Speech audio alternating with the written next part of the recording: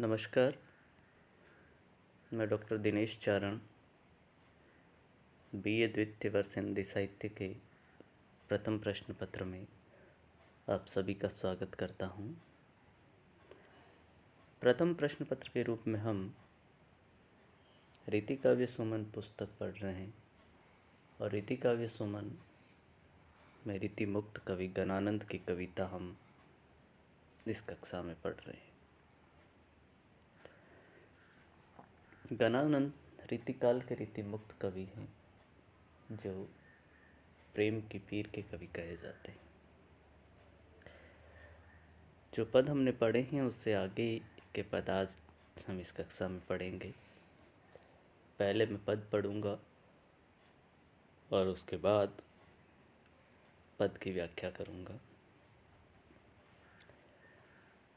गणानंद के प्रेम में जो वियोग की स्थिति है उस स्थिति को गणानंद ने बहुत बखूबी के साथ उबारा है।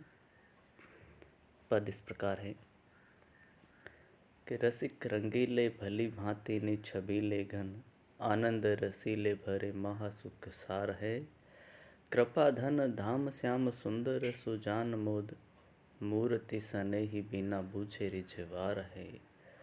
चाह आल बाल ओ अचाह कई कल्प तरु, कीर्ति मयंक प्रेम सागर अपार है। नित हित संगी मन मोहन त्रिभंगी मेरे, प्राणनी आधार नंद नंदन उदार है।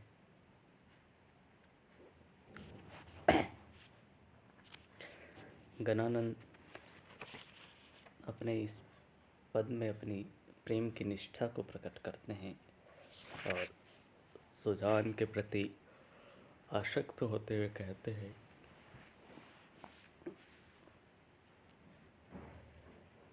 कि प्रेम को अंतःकरण से अनुभूत कर दिव्य अभिव्यक्ति देने के कारण गणानंद का प्रेम लौकिक से अलौकिक उदात्तता को स्पर्श करता प्रतीत होता है। सुजान के सौंदर्य, उसकी चाह, उसका आकर्षण धीरे धीरे नंद नंदन का प्रतीक बन गया। कवि मनमोहक त्रिभंगी सुजान एवं श्री कृष्ण को सुख सागर एवं प्राणों का आधार वर्णित कर रहा है। प्रेम की लौकिक अलौकिक अनुभूति को आकर्षक श्रद्धा भाव से अभिव्यक्ति देता हुआ कवि कहता है कि रसिक रंगीले भली भांति नि छबीले घन, आनंद रसीले भरे महासुख सार है। हे सुजान, तुम रसिक हो, भांति भांति के आकर्षक वेश धारण करने वाले रंगीले हो और सौंदर्य की धनी छबीली हो। प्रेम की वर्षा करने वाले रसीले सुजान, तुम ही मेरे महासुख के सार हो। कृपा धन धाम श्याम सुंदर सुजान मोद, मूर्ति सनेही बिना बूझे रिझवार है।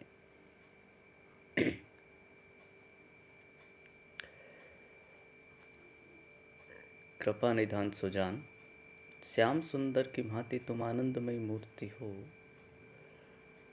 जिसे जो भी देखता है बिना रीझे नहीं रह सकता। जिस प्रकार कृष्ण को देखकर उस पर कोई भी रीझ जाता है, उसी प्रकार है सुजान, तुम भी कृष्ण की तरह आनंदमयी मूर्ति और तुम्हें देखकर कोई भी रीझ सकता है।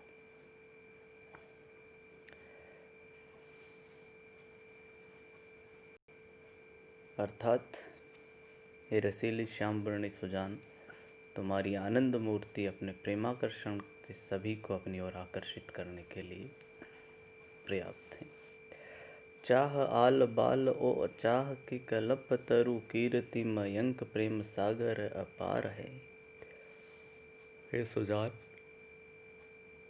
हे श्री कृष्ण, तुम चाहत के प्रेम को ब्रज के वृक्षों के चतुर्दिक दर्शाने वाले प्रिय हो, चारों दिशाओं में चाहत जगाने वाले हो। संसार में प्रेम की उपेक्षा करने वाले अचाही लोगों के लिए तुम कल्प वृक्ष समान हो, जो बिना मांगे ही प्रेम की आलबाल में उलझा कर प्रेम रस का पान करवाते हो। हे सुजान, हे स्वामी, तुम्हारा सौंदर्य और प्रेम का कीर्ति रूप चंद्रमा प्रेम के अथाह सागर में डुबाने वाला है। नित हित संगी मन मोहन त्रिभंगी मेरे, प्राणनी आधार नंद नंदन उधार हैं। हे त्रिभंगी मनमोहक सुजान, तुम हमेशा से ही अपने चाहने वालों का हित चाहने वाले हो। त्रिभंगी मुद्रा में नृत्यरत मुरली बजाकर हमेशा अपने हितैषियों के हित का साथ बनाए रखते हो। यही नहीं, हे प्राणों के स्वामी, हे प्राणाधार, तुम भी इस नश्वर संसार में मेरे जीने के आधार हो, मेरे प्राणों की रक्षा करने वाले हो और उदारता की विशाल कृपा दृष्टि हो। अंत में कवि श्री कृष्ण की भक्ति में सुजानमयी हो जाता है और निवेदन करता है, हे त्रिभंगी मोहन, तुम ही अब मेरे प्राणों के रक्षक, आधार और उद्धार करता हो, क्योंकि तुम नंद नंदन उधार हो। हे स्वामी, तुम्हें छोड़कर मेरा कोई अन्य आधार नहीं, कोई मेरा संगी नहीं। सुजान को घनानंद भुला नहीं पाते हैं और सब सुजान उसके साथ नहीं आती हैं तो कृष्ण में सुजान को ढूंढने लगते हैं। इस पद की विशेषता में हम देखेंगे, विरही प्रेम का उदात्त स्वरूप सुजान के गुणगान से श्री कृष्ण गुणगान में परिवर्तित किया हो गया है, जो कवि के प्राणों का आधार है। सुजान के प्रति पवित्र प्रेममयी श्रद्धा भावना भक्तिमय आवरण से अवगुंठित हैं। वियोग, श्रृंगार और भक्ति रस की सुंदर समन्विति सहजात है। स्मृति, गुण कथन, धृति, विनम्र, देव, दैन्य, विषाद आदि भावों संचारियों की सृष्टि होती हैं। पद की भाषा साहित्यिक ब्रज हैं, लाक्षणिक, सामासिक, प्रतीकात्मक और आलंकारिक पदावली से माधुर्य गुण का सुंदर विधान हुआ। कीर्तिमय प्रेम सागर में रूपक अलंकार हैं तथा संपूर्ण पद में समासोक्ति और प्रतीक अलंकार की अनुप्रासिकता मन में होती है। प्रतीकात्मक, लाक्षणिक एवं वर्णनात्मक शैली इसमें प्रयुक्त हुई है और मनहरण कवित छंद में यह पद लिखा गया है। अगला पद इस प्रकार है कि पीरी पीरी देह छीनी राजत स्नेह भीनी, कीनी है अनंग अंग अंग रंग बोरी सी, नैन पिचकारी ज्यों चलियो ही करे दिन रैन, बगराए बारनी फिरती झक झोरी सी, कहो लो बखानो घन आनंद दुहेली दशा, फागमयी भई जान प्यारे वह भीरी सी, तिहारे निहारे बिन प्राणनी करत होरा, बिरह अंगार नीम घार ही होर सी। विरहातिरेक में निमग्न घनानंद के प्राण होली के आते ही बुने हुए हरे चने के समान जल उठते हैं। होली की पिचकारी रात दिन कवि के प्राणों को सालती है और उसकी देह विरह में पीली पड़ गई है। कवि अपनी इन्हीं आंतरिक बाह्य स्थितियों को दर्शा रहा है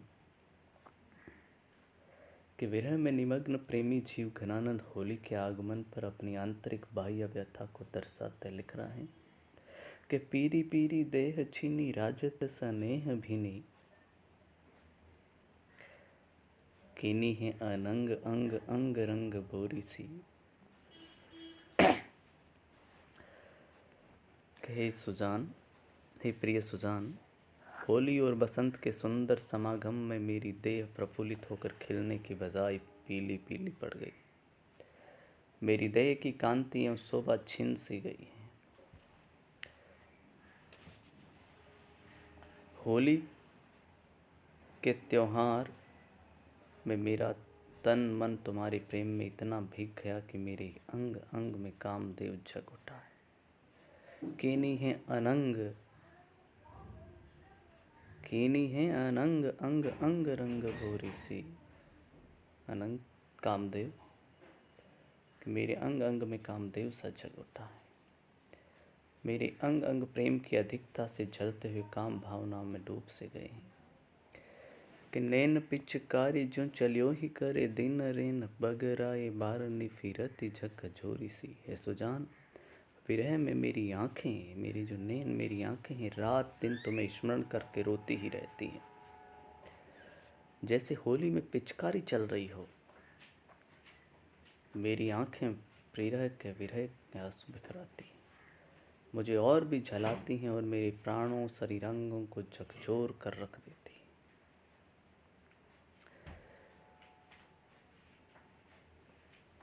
कहो लो बखानो घन आनंद दुहेली दशा, फागमई भई जान प्यारे वह भीरी सी। हे आनंद घन सुजान, मैं कहाँ तक मेरी दुविधापूर्ण दशा का वर्णन करूं। दुहेली दशा, दुहेली का मतलब दुविधापूर्ण। कहाँ तक मेरी दुविधापूर्ण दशा का वर्णन करूं और अपने बारे में क्या बताऊं। फागुन के महीने में संपूर्ण जगत फागमय हो गया है, आनंद उत्सव में डूब गया है और मैं विरहाग्नि में जल कर वीराश्रु में भीग रहा हूँ। भीड़ की भीड़ चौक गलियारों एवं गलियों में फागुन का फाग खेल रही है, फागमयी हो गई और इसके विपरीत मेरी जान फाग में जल रही है। आगे कवि कहता कि तिहारे निहारे बिन प्राणनी करत, होरा बिरह अंगारनी मगारी ही और सीसी। हे प्राणेश्वरी, तुम्हारी प्रेम दृष्टि के अभाव में हरे हरे प्रेममय प्राण जल कर होरा होकर है। प्राणों की प्रेम भावना जली जा रही है।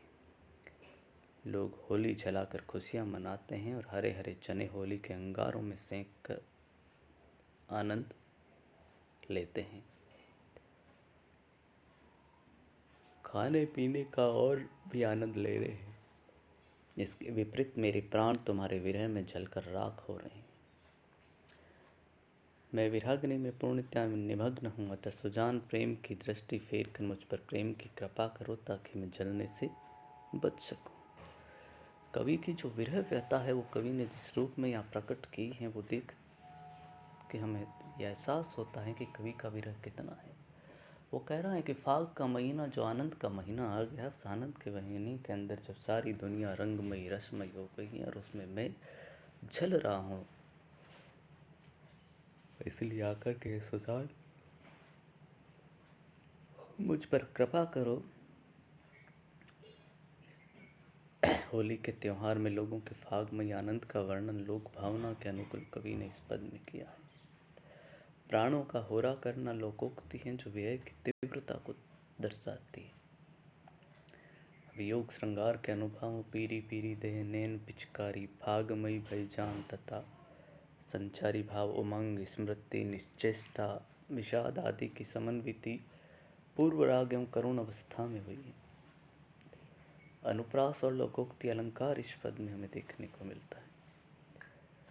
नैन पिचकारी जो चलियो ही करे दिन रेन में रूपक और उपमा दोनों अलंकार हैं।